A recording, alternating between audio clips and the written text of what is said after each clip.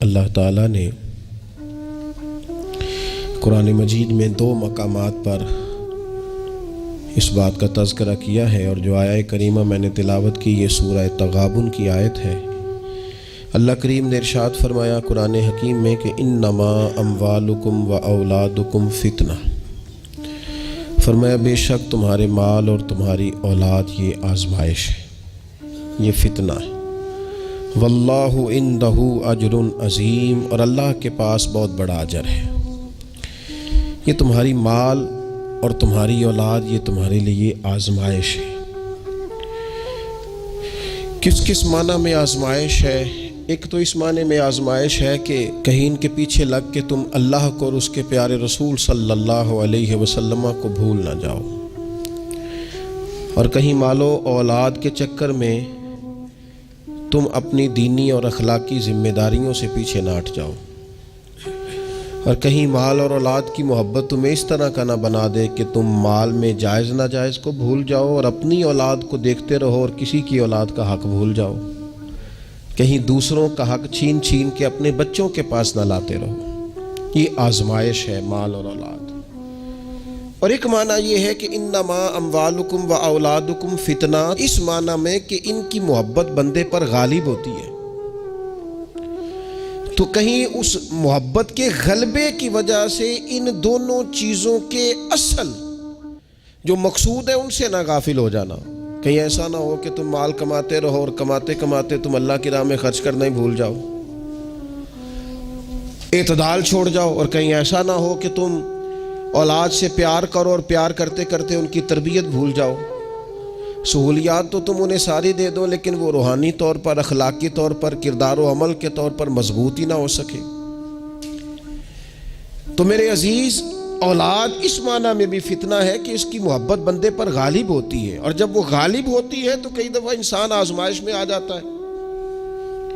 اور یہ جو مفہوم ہے نا کہ اولاد کی محبت غالب ہوتی ہے تو آزمائش بنتی ہے، اس کو تو خود نبی پاک علیہ السلام نے بیان کیا۔ ترمذی کتاب المناقب میں حدیث موجود ہے، اللہ کے پیارے رسول صلی اللہ تعالی علیہ وسلم جمعۃ المبارک کا خطبہ ارشاد فرما رہے تھے۔ دوران خطبہ محبوب کریم کی نظر پڑی تو حسنین کریمین آ رہے ہیں، اور آتے آتے وہ لڑکھڑائے اور گر پڑے۔ حضور نے جمعے کا خطبہ روک دیا، محبوب اٹھے، بچوں کو یا دونوں میں سے ایک تھے ان کو اٹھا کے حضور قریب لائے، اور دوبارہ ممبر پر بیٹھ کے فرمایا رب نے سچ فرمایا ہے، انما اموالکم و اولادکم فتنہ، تمہاری اولاد اور تمہارا مال آزمائش ہے تمہارے لیے۔ فرمایا بچہ گرا ہے اور مجھے تقریر روکنی پڑی، بات روکنی پڑی، غالب آ گئی محبت۔ بھائی آپ اس بات کو اچھی طرح سمجھ لیں گے اور یاد رکھیں گے کہ اس محبت کے غلبے میں نہ بچوں کی تربیت کو بھولنا ہے، نہ مال کے اصل مصرف کو بھولنا ہے، نہ اصول و قاعدے ضابطے کو چھوڑنا ہے۔ ہمارے ہاں یہ ہوا ہے کہ تربیت اولاد کے معاملے میں جتنی غفلت آج ہمارے ہاں ہو رہی ہے، میں نے بہت پہلے بھی کہا تھا، پھر کہتا ہوں اور بار بار کہتا ہوں کہ بچوں کی تربیت کے لیے سب سے پہلے ماں باپ کا با کردار ہونا ضروری ہے۔ یہ نہیں ہو سکتا کہ والد ہاتھ پھیلا کے پیسہ اکٹھا کرے اور بیٹا اس کا محنتی ہو جائے۔ یہ نہیں ہو سکتا کہ والد اپنی زندگی تقوی اور طہارت سے دور بسر کرے اور بیٹا بڑا متقی پرہیزگار اسے دیکھ کے ہو جائے۔ اللہ کی توفیق سے ہو جائے تو ہو جائے، لیکن اگر والد چاہتا ہے میری وجہ سے وہ خیر حاصل کرے تو پھر خود با کردار بنے، وہ پہلے خود سچ بولے، پہلے خود تقوی کا رستہ اختیار کرے، پہلے خود پرہیزگار بنے۔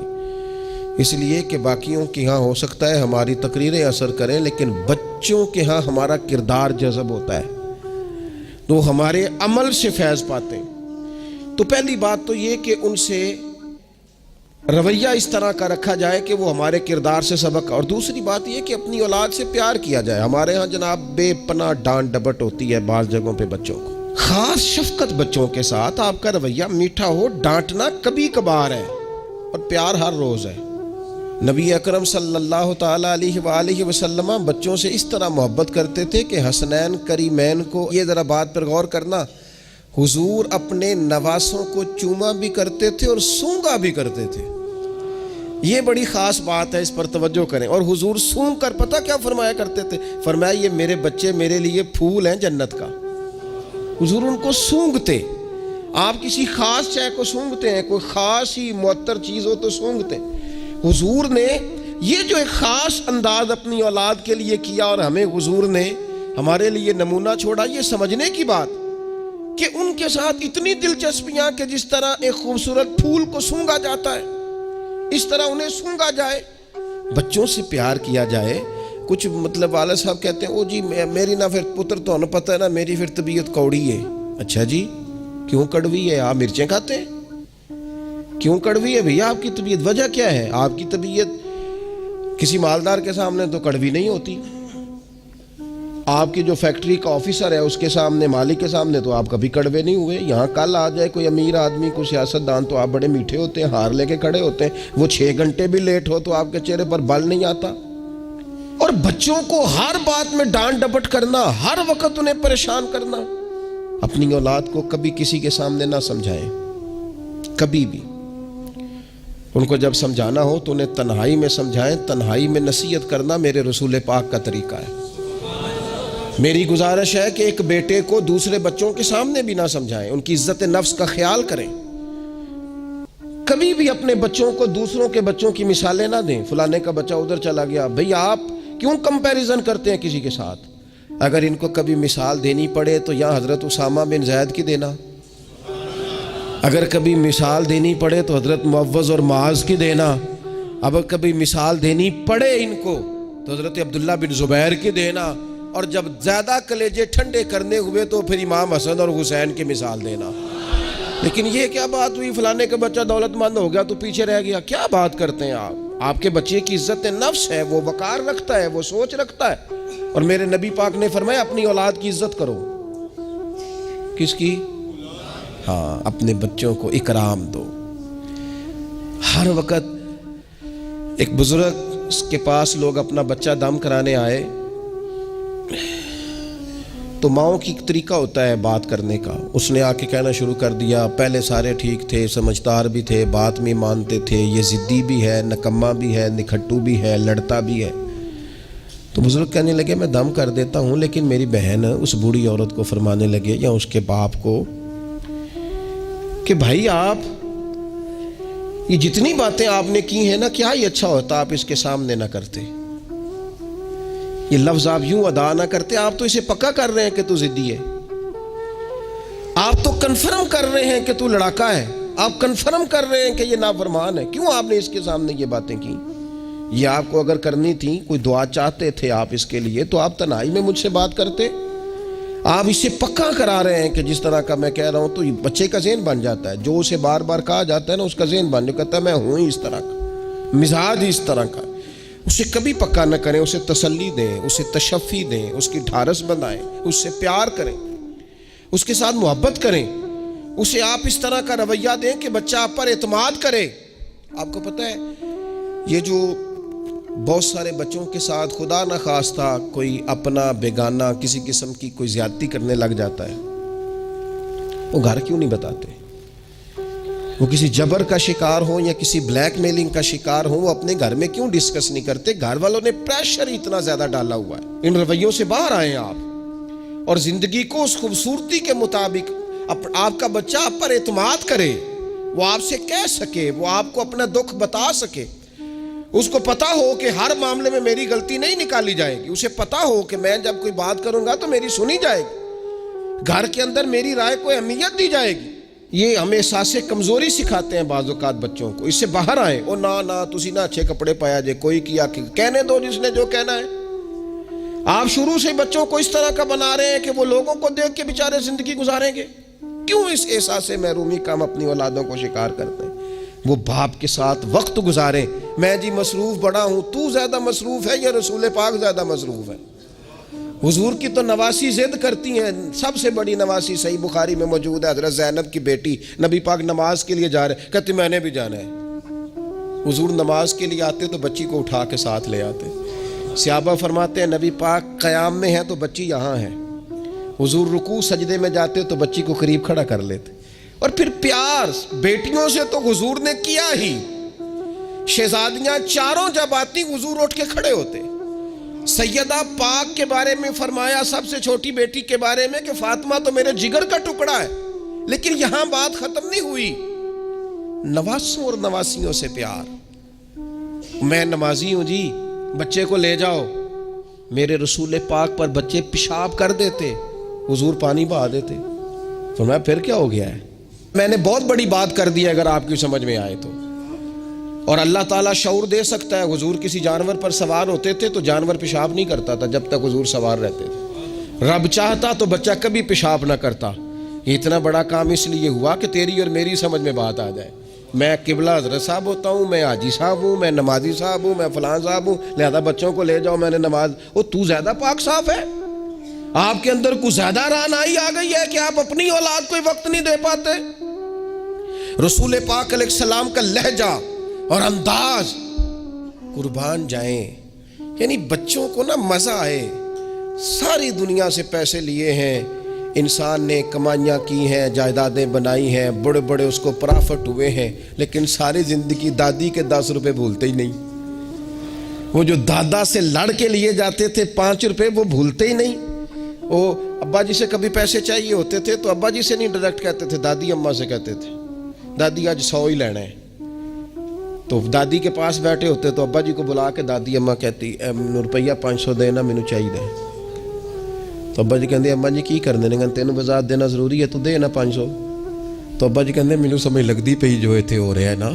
अब वो जायका सारी जिंदगी भूला, उसकी लताफत नहीं गई, उसका हुस्न नहीं गया। वो 100 रुपया नहीं था, वो खरबों रुपए थे। इसलिए कि जिस चाशनी से वो मिले ना, जिस दर्द से, वो अम्मा से पैसे लेते वक्त तो यूं लगता है कि बंदा दुनिया के सबसे बड़े खजाने के सामने खड़ा है। इस लुत्फ को दुबाला करे जिंदगी में। ये हमारा कल्चर नहीं, ये हमारा हुस्न है, ये हमारी तहजीब है।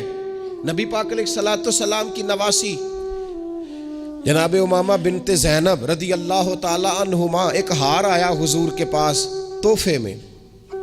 तो हुजूर ने फरमाया, मैंने उसको देना जो मुझे सबसे ज़्यादा प्यारा है। अज़वाज मुतहरात कहते हैं दौड़ लग गई थी। हफ्सा को मिलेगा, मैमुना को मिलेगा, उम्मे हबीबा को मिलेगा। सैयदा आयशा सिद्दीक़ा कहती हैं, मेरे दिल में बड़ी बात थी कि अगर किसी और को मिल गया ना, तो मैं तो समझती हूँ करीम सबसे ज़्यादा मोहब्बत ही मुझसे करते हैं। कहते हैं ये बात चल रही थी और वो जो थोड़ी देर के लिए वो इंतज़ार था कि किसको मिलेगा, तो वो इंतज़ार बड़ा हसीन, बड़ा खूबसूरत था, उसमें बड़ी रानाई थी। लेकिन कुर्बान जाए, नबी करीम ने फरमाया, मैं तो अपनी बड़ी नवासी जनाब ज़ैनब की बेटी उमामा को दूंगा। और हुजूर ने वो हार ला के उन्हें अपने दस्ते मुबारक से पहनाया। पर मैं कितना प्यारा लग रहा है मेरी बेटी को। थोड़ा सा ना अपने रवैये में वुस्सत। बच्चों को हमारी हाजत है और हमें दौलत की हाजत है, हमें पैसों की हाजत है। हमारा गाहक आ जाए तो बच्चे को थप्पड़ मारने से बाज नहीं आते। 2, 4, 5 मिनट की मसरूफियत है किसी बंदे की, तो वो क्या कहेगा कि लो जी बच्चा आ गया है। तो बच्चे के साथ खेलना, बच्चे से, ओ सुनो यार, हद हो गई। निसाई में मौजूद है, सियासता की रवायत। नबी पाक ने सजदा लंबा कर दिया ना, मैं इससे बड़ी बात नहीं आपको सुना सकता। लंबा सजदा हो गया, लंबा। सहाबा फरमाते परेशान हो गए और तवील सजदा रसूल पाक ने फरमाया, सजदा। सहाबा फरमाते हैं जब रसूल पाक अलैहिस्सलाम ने नमाज की तकमील की तो 2 बातें हमने अर्ज की, हुजूर एक तो हम परेशान हो गए थे कि कोई ऐसी बात ना हो गई हो, खुदा न खास्ता को नाखुशगवार बात। अल्लाह के हुक्म ने भी आना है, आपने हमें बताया है। और दूसरा हमारा ख्याल था कहीं वही तो नहीं नाज़िल होनी शुरू हो गई। कई दफ़ा वही आती है तो देर तक महबूब एक हालत में रहते हैं, इन 2 में से कोई एक होगी। तो हुजूर ने फरमाया ये दोनों नहीं थी। या रसूलल्लाह फिर क्या था? फरमाया वो मेरे बेटों में से ना, हसन और हुसैन में से एक मेरे कंधे पे सवार हो गया था। और ये लफ्ज है हदीस पाक में, सियासता में, फरमाया मुझे अच्छा नहीं लग रहा था कि मैं बच्चे को उतारूंगा तो वो जरा नागवार महसूस करेगा। हुजूर आप रसूल हैं और नमाज अल्लाह की, और इस दौरान भी बच्चे की चाहत का ख्याल। तेरी सूरत तेरी सीरत जमाने से निराली है, तेरी हर एक अदा प्यारे अदाए बेमिसाली है। مثالی ہے تیری ادائیں. فرمایا بچہ کہیں اسے کوئی تو بچوں کے احساس ہی نہیں ہے. آپ نے جب چاہا ڈانٹ دیا, آپ نے جب چاہا جو مرضی کر دیا. ابا جی کا ڈنڈا گھر میں لٹکنا چاہیے, حکم ہے, لیکن ابا جی کو ماتھا بھی تو بار بار چومنا ہے نا. سختی تو کبھی کبھی ہے اور محبت بار بار ہے. تو جو بار بار کام ہے اس کا عادی ہونا چاہیے کہ جناب وہ چپ کر دو, تمہارا ابا آ گیا, ابا جی آئے کہ ہٹلر آ گیا گھر میں. یہ کیا بات ہوئی بھائی؟ والد کو تو شفیق ہونا چاہیے, مہربان ہونا چاہیے, اس کے اندر خوبصورتی ہونی چاہیے, اس کے اندر رعنائی ہونی چاہیے. تو نبی پاک صلی اللہ تعالی علیہ وسلم نے بے پناہ پیار کی. اچھا, اسی پیار سے حضور نے تربیت بھی کی. اور یہ پیار کیونکہ حسنین کریمین کی ہم مثالیں عرض کرتے ہیں تو ان کی شان تو وراء الورا. نبی پاک کا سب بچوں کے ساتھ یہ رویہ تھا. حضرت انس بن مالک کہتے ہیں میں حضور کا خادم ہوں, میری اماں خدمت کے لیے چھوڑ کے گئی, پر حضور جب بھی مجھے بلاتے کہتے یا بنیا, او میرے پیارے بیٹے. یہ خادم ہے گھر میں بچہ, خدمت گزار, اسے بھی او پیارے بیٹے. اور پاس بٹھا کے نصیحتیں کرتے حضور, کہتے دیکھنا صبح اس حال میں کرنا کہ بغض نہ ہو کسی کا, انس میرے بیٹے یہ بھی میری سنت ہے. حضرت ام خالد رضی اللہ تعالیٰ عنہ کہتی میں چھوٹی سی تھی, میں نے زرد رنگ کی قمیض پہنی تھی, میرے ابا جی مجھے حضور کے پاس لے گئے. کہتی کوئی عجیب ہی نور والا ماحول تھا, میں پہنچ گئی تو حضور میرا کرتا دیکھ کے نا تو کہنے لگے کتنی پیاری لگ رہی ہے بیٹی. کہتی میں حضور کی مہر نبوت سے کھیلنے لگی. میرے ابا جی مجھے کہنے لگے ادھر ہٹ, یہ کیا کر رہی ہے؟ تو حضور فرمانے لگے ٹھہر جانا, بچے تو بچے ہی ہوتے ہیں, اسے کھیلنے دے. میں کھیلتی رہی اور حضور مجھے دعائیں دیتے رہے. کہا اللہ کرے تو یہ کپڑا پرانا کرے. کیا مطلب کہ اللہ کرے تیری عمر دراز ہو, اللہ تجھے بیٹا لمبی عمر عطا کرے. حضور بچوں کے ساتھ محبت کرتے, ان سے پیار کرتے, ان کے ساتھ رسول پاک علیہ السلام کا خاص شفقت کا معاملہ. ان کو ضرورت ہوتی ہے ہماری, ان کو حاجت ہوتی ہے ہماری, لیکن ہمارے لہجے کی تلخی, ہمارے لفظوں کی ترش روئی, کام کے نام پر, سوارنے کے نام پر. اور پھر آپ کو پتہ ہے یہ جو بچوں میں عدل کرنے کا کیوں کہا گیا بھلا, کہ اپنی اولاد میں عدل کرو. فرمایا حضور نے اللہ سے ڈرو اور اولاد میں انصاف کرو. کیوں کہا گیا؟ وہ اس لیے کہا گیا کہ ایک بچے سے آپ پیار کر رہے ہیں تو دوسرا بھی آپ کے بارے میں اتنا ہی جذباتی ہے, وہ آپ سے اتنی ہی محبت کرتا ہے. آپ ایک کی تعریفیں کیے ہی جا رہے ہیں, دوسرے کو آپ نے نظر انداز کر دیا تو اللہ کی بارگاہ میں اس کا بھی جواب دینا ہے. حضور علیہ الصلوۃ والسلام نے فرمایا ڈر اللہ سے, انصاف کر اپنے بچوں کے اندر. اس لیے شارحین حدیث نے لکھا ہے کسی بچے کے منہ پہ 2 دفعہ بوسہ نہ دینا اور ایک کے منہ پہ 1 دفعہ. فرمایا اگر ایک کو 1 بوسہ دیا تو دوسرے کو بھی 1 ہی دے, اور اگر دوسرے کو 2 دیے ہیں تو پھر پہلے والے کو بھی. انصاف کر, عدل کر, محبت میں بھی, عطا کرنے میں بھی, پیار کرنے میں بھی, نوازنے میں بھی. ہر لحاظ سے باپ کی ذمہ داری ہے, ماں کی ذمہ داری ہے کہ وہ انصاف کا ترازو تھامے, ورنہ حساب صرف نمازوں کا نہیں ہوگا, محبتوں کا بھی ہوگا. حساب صرف زکاتوں کا نہیں ہوگا, تیری الفتوں کا بھی حساب ہوگا. حساب صرف تجھ سے تیرے روزے حج زکات کا نہیں لیا جائے گا, تیری توجہات کا بھی حساب ہوگا قیامت کے دن, کہ یہاں ہونی چاہیے تھی کیوں نہیں تھی, ادھر زیادہ کیوں تھی, ادھر زیادہ کیوں نہیں تھی. اس لیے اپنی مرکزی حیثیت کو ہمیشہ سمجھیں, جانیں. اپنی زندگی میں ان کے لیے تھوڑا دل بڑا کریں, گنجائش پیدا کریں. ان کو ہماری حاجت ہے. ہماری مصروفیات نے, ہمارے کاروبار نے, ہمارے تعلقات نے ہمارے بچوں سے ان کا بچپن چھین لیا ہے. ہم وہ ساری, آپ نے وہ حدیثیں سنی ہے تو کس لیے سنی ہے؟ یہ صرف شان امام حسنین نہیں ہے, یہ تعلیم امت بھی ہے کہ نبی پاک علیہ السلام نے کندھے پہ بٹھایا ہوا ہے امام حسن اور حسین کو, کندھوں پہ. اور ایک صحابی نے جب کہا کہ کتنی پیاری سواری ہے تو محبوب فرمانے لگے سوار بھی تو دیکھ کتنا سونا ہے, تو دیکھ تو صحیح. تو یہ آپ میری بات کو سمجھے نا, کیا کوئی کمی تھی وہاں؟ فرشتے نہیں حاضر ہو جاتے 2 منٹ میں ہر خدمت کے لیے؟ صحابہ جان قربان کرنے کو تیار نہیں ہوتے, لیکن حضور نے کیوں کندھوں پہ اٹھایا؟ تاکہ مجھے تجھے سمجھ آ جائے کہ بچوں کو کندھوں پہ اٹھانا بھی کوئی کمال ہے. تو اپنی زندگی میں وہ خوبصورتی. اور پھر نبی پاک علیہ الصلوۃ والسلام بچوں کی تربیت جب کرتے تو بڑے خوبصورت انداز میں, آپ کو پتہ ہے صحابہ فرماتے ہیں بچے کھیل رہے ہوتے تھے تو حضور جب گزرتے تھے تو بچوں کو السلام علیکم کہتے تھے. نبی پاک بچوں کو سلام کرتے. حضور فرماتے السلام علیکم، بچوں کو سلام کرتے اور پہل کرتے سلام لینے میں. آپ بچوں کو سلام کرنا شروع کر دیں، امید ہے بچے بھی سب کو سلام کرنا شروع کر دیں گے. لیکن یہ شکوہ کرنا کہ لو جی میں اتنا بڑا بزرگ آدمی ہوں، میں اتنا بڑا پڑھا لکھا ہوں، میری یہ شخصیت ہے، آپ نے مجھے سلام ہی نہیں کیا، یہ تو مفت کا رٹا ہے. حضور بچوں کو سلام کرتے تاکہ بچوں کو السلام علیکم کی سمجھ آ جائے. یہ بچوں کو سکھائیں، انہیں یاد کرائیں، اور اس کا طریقہ یہ کہ آپ ان کو سلام لینے میں پہل کریں، آپ ان کو سلام کہیں. ہاں، سکھانے کے لیے آپ ان سے مطالبہ کر سکتے ہیں کہ یار میں نے سلام کہا ہے، تمہیں جواب دینا چاہیے تھا، ہم نے کیوں نہیں دیا، تاکہ ان کو سمجھ آ جائے کہ یہ السلام علیکم اور وعلیکم السلام یہ ایک سنت ہے. پھر اللہ کے پیارے رسول صلی اللہ تعالی علیہ وسلم بچوں کو چھوٹی چھوٹی چیزوں کے آداب سکھاتے. حضور تشریف فرما تھے تو ایک بچہ اندر آ گیا، السلام علیکم کہہ کے داخل ہو گیا. تو محبوب کریم نے بڑی محبت سے بڑے خوبصورت لہجے میں فرمایا بیٹا واپس جاؤ، پہلے اجازت لو، پھر سلام لو، جب اجازت مل جائے پھر اندر آنا.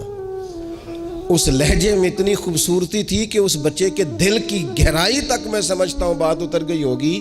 وہ واپس گئے، انہوں نے جا کے اجازت مانگی، اجازت ملی اور سلام لے کے وہ دروازے رسول پہ حاضر ہو گئے. بچوں کے ساتھ خاص محبت، خاص دلچسپی. ایک دفعہ میں حرمین شریفین حاضر تھا، میرے بالکل سامنے اگلی صف میں نماز کا ٹائم ہو جاتا ہے جب، تو آہستہ آہستہ لوگ زیادہ آنے شروع ہو جاتے ہیں. تو زیادہ رش ہو رہا تھا، لوگ زیادہ جمع تھے.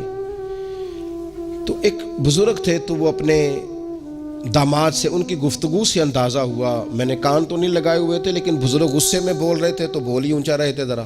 تو وہ کہہ رہے تھے اپنے داماد سے کہ بیٹا تو ہے تے جوائی ہیں، اب تینوں میں گل کرنا مناسب تے نہیں سمجھدا، پر یہ کہ بچے تو آپ نے میرے ذمہ لگا دیے، وہ مجھے نہ عبادت کرنے دیتے ہیں، نہ قرآن پڑھنے دیتے ہیں، نانا نانا کہہ کے میرے پیچھے ہی بھاگتے رہتے ہیں. تو میں حاضر ہوں لیکن تھوڑا سا نا ان کو سمجھائیں اور قائل کریں، یہاں آ کے مجھے ذرا اللہ اللہ کرنے دیں. تو وہ بچہ معذرت خانہ انداز میں اپنے سسر کو، بزرگوں کو تھوڑا سا قائل کرنے کی کوشش کر رہا تھا کہ چلیں اب خیال کریں گے، ہم کہتے تو بڑا ہیں کہ ہمارے ساتھ آئیں لیکن وہ آپ کے پیچھے جاتے ہیں، کریں کیا. تو اب مجھ سے نہ رہا گیا، میں نے ان سے کہا بزرگوں مناسب تو نہیں لیکن آپ بولے اونچا ہے تو سون صاحب نے لیا ہے، آپ کی ذاتی بات ہے، اگر اجازت دیں تو ایک جملہ کہہ دوں. تو پلٹ کے میری طرف دیکھ کے کہنے لگے مولوی صاحب آکھو. تو میں نے ان سے کہا بڑے خوش نصیب نہیں، اس مسجد میں بیٹھ کر نواسوں کا خیال رکھنا اور ان سے پیار کرنا، یہ تو مدینے والے رسول کا طریقہ ہے. اور این سعادت بزور بازو نیست، تان بخشندہ خدائے بخشن. کچھ سعادتیں ایسی ہوتی ہیں جو بازو کی قوت سے نہیں ملتی، تبھی ملتی ہیں جب رب عطا کرتا ہے. تو میں نے کہا یہاں تو نواسوں سے کھیلنا حضور کا طریقہ ہے. بعض چیزوں میں اللہ اثر رکھتا ہے. تھوڑی دیر خاموش رہے، پھر میں نے انہیں آنسو پہنچتے بھی دیکھا. کہنے لگے اللہ تہاڈا بھلا کرے، لو بھائی پتر ہن تسی بھاویں آرام کرو. بعض دفعہ باتیں وہ ناراض بھی ہو سکتے ہیں، تو میں تیار تھا اگر وہ ناراض ہوں گے تو میں معذرت کروں گا، لیکن تھوڑا سا نا ایک بات میں نے ضرور کرنی ہے آپ سے. مجھے بڑا مزہ آیا، مجھے پتہ نہیں اب وہ کالم نویس زندہ ہیں کہ نہیں، عبد القادر حسن ہوتے تھے، انہوں نے ایک بات لکھی تھی مجھے بڑی یاد رہ گئی، اور جس دن میں نے پہلی دفعہ پڑھی تھی میں رویا بھی بڑا. وہ کہنے لگے ایک دفعہ گورنر مدینہ نے نا حکم دیا تھا کہ چھوٹے بچے لوگ مسجد میں لے کے آتے ہیں روضہ رسول صلی اللہ علیہ وسلم پر، تو بچے قالین خراب کر دیتے ہیں، مختلف قسم کی چیزیں گرا دیتے ہیں. تو اس طرح کریں کہ بچوں کو منع کیا جائے، اور کم از کم مقامی لوگوں کو ضرور منع کیا جائے کہ وہ بچوں کو لے کے نہ آئے. انہوں نے لکھا تھا کہ رات ہی کو اس شخص کو خواب میں رسول پاک علیہ السلام کی زیارت نصیب ہوئی، اور نبی پاک علیہ السلام نے گورنر سے کہا تم نا اپنے قالین اٹھا کے لے جاؤ، پر میری امت کے بچوں کو میرے شہر سے دور کوئی نہ کرے، ان کو آنے دو، یہ اپنے رسول کے پاس آئے، لے جاؤ اپنے قالین اٹھا کر، اگر تمہاری سمجھ میں نہیں آتا، لیکن بچوں کو کوئی آنے سے منع نہ کرے. کیا کہا تھا میرے امام نے حضور کے بچپن کے بارے میں؟ کہا تھا اللہ اللہ وہ بچپنے کی پھبن، اس خدا بھاتی صورت پہ لاکھوں سلام، اور پتلی پتلی گلے قدس کی پتیاں، ان لبوں کی نزاکت پہ لاکھوں سلام، ان کے مولا کے ان پر کروڑوں درود، ان کی ہر خو و خصلت پہ لاکھوں سلام، ہر ادا پر ہی قربان جائیں۔ فرمایا لے جاؤ اٹھا کر کے تم اپنا سامان، لیکن کوئی بھی یہاں سے بچوں کو دور ہے، اگر ان سے ہمارا پیار ہوگا تو یہ ہماری بات بھی سمجھیں گے، لیکن اس محبت میں بھی اعتدال ہو۔ اس محبت کا یہ معنی ہرگز نہیں ہے کہ اس محبت میں وہ کوئی نافرمانی کی بات بھی کریں تو ہم نے قبول کرنی ہے، اور اس محبت میں وہ اگر تعلیم و تربیت سے دور ہو جائیں تو اسے بھی ہم نے قبول کرنا ہے، لیکن ایسا نہ کریں کہ بالکل ماحول اس طرح کا ہو کہ ایک خوفناک منظر پیش کرے۔ ان کی تعلیم تربیت تبھی ہوگی جب ان سے ہماری محبت ہوگی۔ اللہ تعالیٰ مجھے اور آپ کو، ہم سب کو اپنے اپنے بچوں کی صحیح تربیت کی توفیق عطا کرے۔